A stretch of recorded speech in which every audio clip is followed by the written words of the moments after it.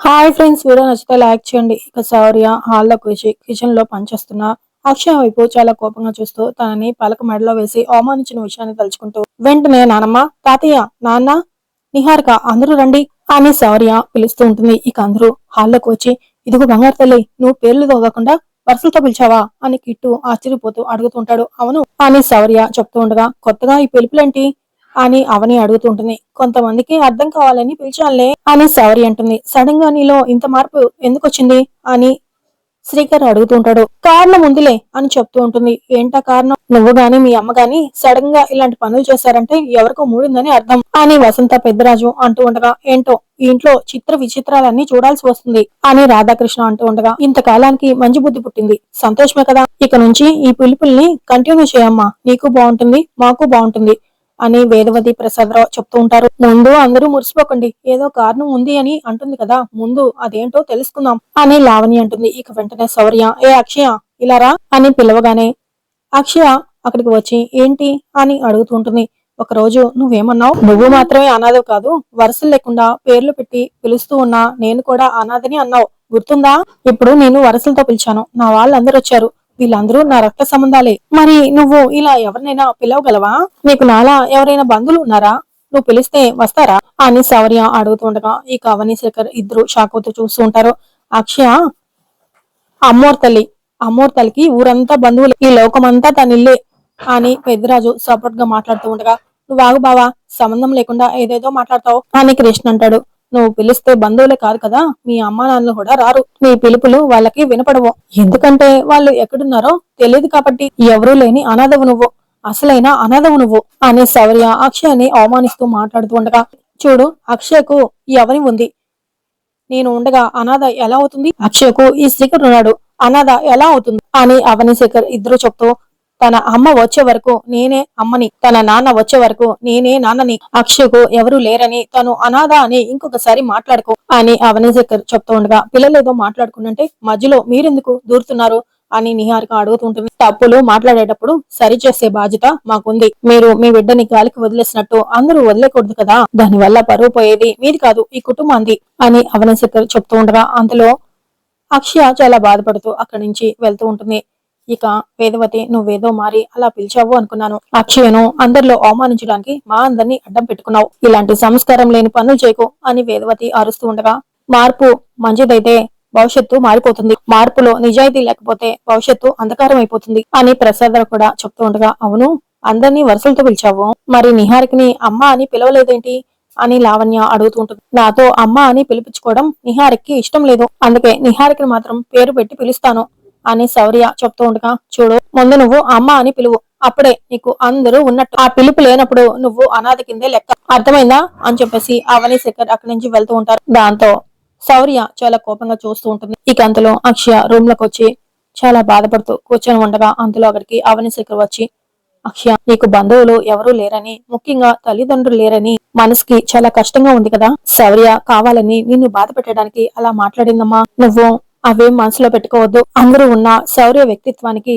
ఎవరూ లేకపోయినా నీ వ్యక్తిత్వానికి మధ్య చాలా తేడా ఉందమ్మా, నీ మనసు బంగారం, తన మనసు కల్మషం, అందుకు కారణం నిహారిక పెంపకం అని అవని శేఖర్ చెప్తూ ఉండగా, నాకు ఎవరూ లేరని నేను అనుకోవట్లేదు మేడం, మా అమ్మానాన్నలు ఎక్కడో చోట ఉండుంటారని నా నమ్మకం, వాళ్ళు నాకు కనిపించాలని, నన్ను దగ్గరకు తీసుకోవాలని, నాకు వారు ప్రేమను పంచాలని, వాళ్ళ గురించి నేను ఎలా అయితే అనుకుంటున్నానో నా గురించి నా తల్లిదండ్రులు కూడా ఇలాగే అనుకుంటూ ఉంటారని నేను అనుకుంటున్నాను. మీకు ఒక పాప పుట్టి చనిపోయింది అన్నారు, అదే మీ పాప పుట్టి దూరమైందనుకోండి, మీరు మీ పాప గురించి ఆలోచించి ఉండేవారు కదా అని అక్షయ అడుగుతూ ఉంటుంది. నువ్వు నీ తల్లిదండ్రుల గురించి ఎంత నమ్మకంగా ఉన్నావో, నా బిడ్డ చనిపోయింది అని అందరూ అంటున్నా, బ్రతికి ఉంటుందని నేను నమ్ముతున్నాను, ఎందుకంటే తన జాతకం సామాన్యమైంది కాదు, ఏదొక రోజు నా కంటి ముందుకు రావాలని కోటి ఆశలతో ఎదురు చూస్తున్నాను అని అవని చెప్తూ ఉండగా, మా అమ్మా నాన్నల గురించి ఎదుగో రోజున నాకు తెలుస్తుందని నేను కూడా మీలాగే ఎదురు చూస్తున్నాను, వాళ్ళ గురించి తెలిసినప్పుడు అమ్మా నాన్నల్ని అందరికీ చూపిస్తాను, అప్పుడు శౌర్య లాంటి వాళ్ళ నోరు మూతపడుతుంది అని అక్షయ చెప్తూ ఉండగా, మంచిది, నీకు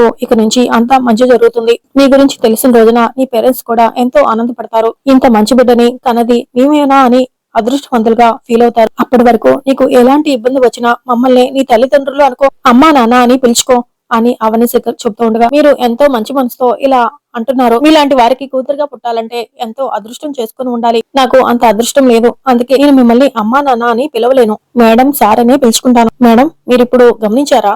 నేను మీలాంటి పద్ధతులతో మాట్లాడుతున్నాను. మీరు నాలాంటి పద్ధతులతో మాట్లాడుతున్నారో తెలియదు కానీ ఇద్దరి మాట తీరు ఒకేలా ఉంటుంది కదా అని అక్షయ్ అడుగుతూ ఉండగా, అవునమ్మా మనది ఏ జన్మ బంధమో ఈ విధంగా కలుసుకున్నాం అని అవని అంటుంది.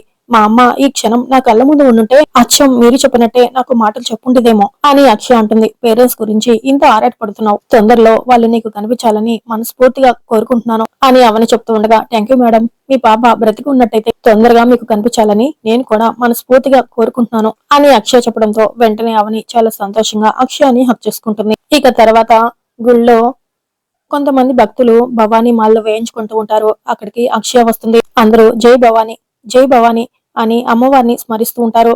అంతలో నారాయణరావు వచ్చి అక్షయను చూసి, అమ్మ అక్షయ అని హక్ చేసుకుని, ఏంటమ్మా ఏమైంది, నన్ను ఇక్కడికి రమ్మన్నావేంటమ్మా అని అడుగుతూ ఉంటాడు. బాగున్నావా తాతయ్య అని అడుగుతూ ఉంటుంది. నేను బాగున్నాను తల్లి, నువ్వు బాగున్నావా, ఆ ఇంట్లో నీకు అంతా బాగుంది అని అడుగుతూ ఉంటాడు. అవని మేడం శేఖర్ సారు నాకు ఏ లోటు లేకుండా చూసుకుంటున్నారు తాతయ్య అని చెప్తూ ఉంటుంది. దేవుడు పంపించిన తల్లిదండ్రులమ్మ వాళ్ళు పరిచయం కావడం నీ అదృష్టం. అది సరే, గుడి దగ్గరికి వెంటనే రమ్మని నాకు కబురు పెట్టావు ఎందుకమ్మా అని అడుగుతూ ఉంటాడు. ముఖ్యమైన విషయం మాట్లాడాలని కబురు పెట్టాను తాతయ్య అని చెప్పేసి అంటూ, అటు చూడండి అని చూపిస్తూ ఉంటుంది.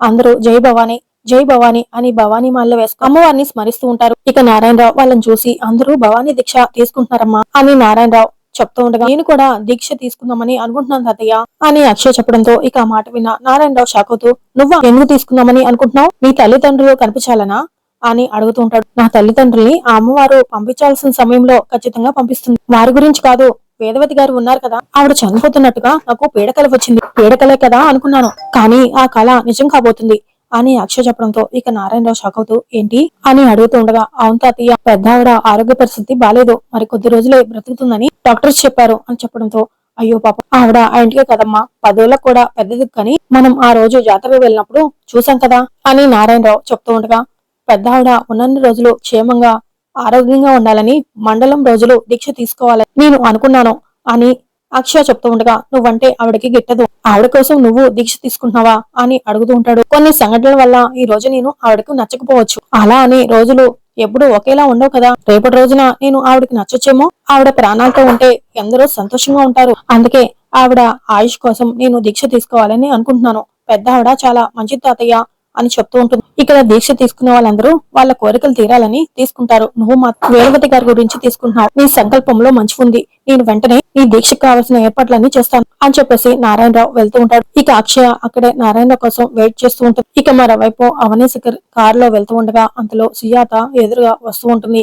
ఈ కార్ ఆపేసి సుజాత దగ్గరికి వెళ్ళగానే, ఎక్కడి నుంచి అని సుజాత ఎదురొచ్చి అడుగుతూ ఉంటుంది. బయట చిన్న పనుంటే చూసుకుని వెళ్తున్నాం అని అవని చెప్తూ ఉంటుంది. అవును అత్తయ్య ఆరోగ్యం ఎలా ఉంది అని సుజాత అడుగుతూ ఉంటుంది. చాలా బాధపడుతూ, బాగానే ఉంది వదిన అని శేఖర్ చెప్తూ ఉండగా, ఏదో దాస్తున్నట్టు మాట్లాడుతున్నారేంటి అని సుజాత అడుగుతూ ఉండగా, అది అక్క అది అని నసుకుతూ ఉండగా, నా దగ్గర దాచాల్సిన విషయం ఏముందవని అని అడుగుతూ ఉంటుంది. నీకు ఎప్పటికైనా ఈ విషయం చెప్పాల్సిందే కదక్క, అత్తయ్యకి ఒంట్లో బాగోపోతే హాస్పిటల్ తీసుకుని వెళ్ళాం, అక్కడ మాకు గుండెలు పగిలిపోయాయి, నిజం తెలిసింది, అది ఏంటంటే అని చెప్పేసి అంటూ అవని వేదవతికి బ్రెయిన్ ట్యూమర్ వచ్చిందని చెప్పడంతో ఇక మాట విన్న సుజాత ఒక్కసారిగా షాక్ అయిపోతూ, ఇది నిజమా అని అడుగుతూ ఉంటుంది. మేము కూడా ఈ మాట ఎన్నోసార్లు అనుకున్నాం, కానీ నిజం మారిపోదు కదా వదిన, ఇలా జరుగుతుందని ఎవరు ఊహించలేదు, ఈ విషయం ఇంకా అత్తయ్యకి తెలియదు, డాక్టర్ తో సహా అందరం ఆశలు వదులుకునే పరిస్థితి వచ్చింది అని అవని శేఖర్ చెప్తూ ఉండగా, నాకు ఇంకా ఈ విషయం నమ్మాలి అని అనిపించట్లేదు, అత్త దూరం అయితే పల్లెటూర్లన్నీ అన్యాయం అయిపోతాయి కదా అని సుజాత అడుగుతూ ఉంటుంది. భగవంతుడి మీద భారం వేశాం, ఏం జరుగుతుందో ఆ దైవం నిర్ణయం మీద ఆధారపడి ఉంది అని శేఖర్ చెప్తూ ఉండగా, అవని ఈ సమయంలో డాక్టర్లకు సాధ్యంగా అంది నీ వల్ల అవుతుంది అని సుజాత అంటుంది. ఏంటక్కా నువ్వనేది అని అవని అడుగుతూ ఉండగా, గతంలో శేఖర్ కోసం యాగం చేసావు, ప్రాణగండం నుంచి బయటపడ్డాడు, ఇప్పుడు అత్త కోసం అలాంటి యాగం ఏదైనా చేయొచ్చు కదా, నువ్వు ఏ పూజ చేసినా అందుకు తగ్గ ప్రతిఫలం ఆ అమ్మవారు చూపిస్తుంది, ఆ విషయం ఎన్నో సందర్భాల్లో రుజువైంది, పంతులు గారిని అడిగి ఏదైనా చేయవని అని సుజాత చెప్తూ ఉండగా, అలాంటి వాటికి దూరమై 5 సంవత్సరాలు అయిపోయింది అక్క అని అవని అంటుంది. అప్పటి సంగతి వదిలే అవని అని చెప్తూ ఉండగా, ఎలా వదిలేస్తానక్క?